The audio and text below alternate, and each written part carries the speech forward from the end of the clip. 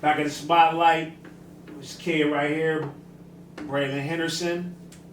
He's a kid. He's been coming down to the program for a couple of years. I seen the progression from him.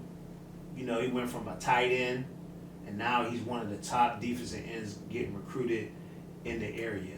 I mean, it's a true fact that hard work does pay off with this kid. He really put in the work, and now he's getting major universities coming in to look at this kid. So what do you think about him, Drew?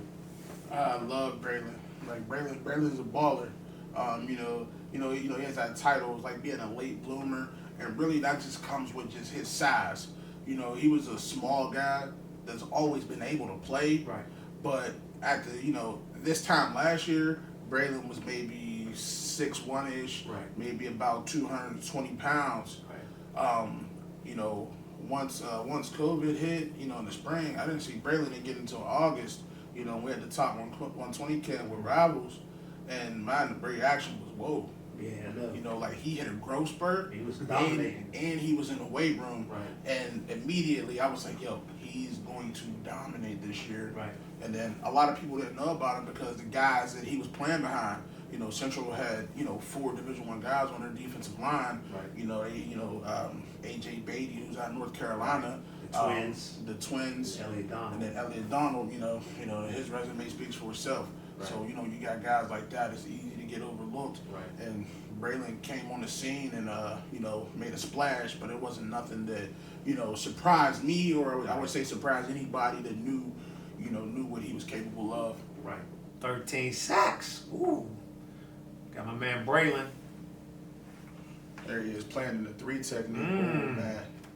Like that's that explosion, man. It's just. Ooh, he's driving him out. You can tell he's a dog already. Yes. As soon as you turn on the tape. This is some of the things I'm hearing from Division I schools. He's a dog. Yes. You can see him getting off the rock too. Getting off the rock, just using his hands, like everything. He's putting it all together. This is the culmination of hard work. Just being able to have different parts like to his game, and I would say that that's a big one right there. And I would say that that's what people question about his game is probably the physicality because he was a small guy. We know he can run around. Right. Dude plays tight end. Always played on the edge. And then now, he's in here. He's just bench pressing dudes up off of him, and making the ball carrier, punishing them. Right. Well, I think too with Bralen, now he had his time to shine, and sometimes with kids, they got their back against the wall. There's a sense of urgency, and then what happens is they start making plays, and that confidence builds, and he's like, "Hey, I can do this." You know what I mean? These dudes ain't even better than me. And then when you talk to this dude, I talked to him several times. This dude's a bright dude. Like, he's real bright. You can tell he's kind of ahead of his time. Yeah, he's a high honor student. Yeah, but he's ahead of his time with what he wants to do in life. Like, you know what I'm saying? It's crazy, like, when you talk to this kid. I mean, when you speak about, the back against the wall, he was already in that position. Right. When you got dudes in front of the dudes that were in front of him, in his mind, it's always any chance I get, I gotta go make a play. Right. I gotta prove I belong. Right. And once he got that opportunity, you see him, ripping up underneath like that, Right. and getting a forced fumble. Right.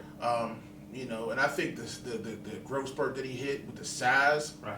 his confidence was through the roof after that. Right. Because now he knows not only can I run around you, I can go through you if I want to.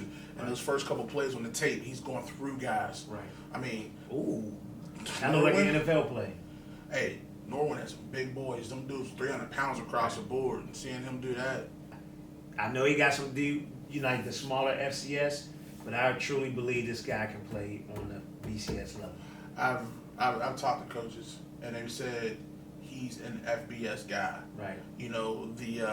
Obviously him just now playing this year, but then also the restrictions on COVID with recruiting, this was really hurting him. Right. If he was if this was a normal year, as far as being able to play a full slate of games, Right. being able to take visits and things like that, coaches being at games, Right. there's no doubt that he wouldn't be an FBS guy. He honestly would have Power 5 offers. Right.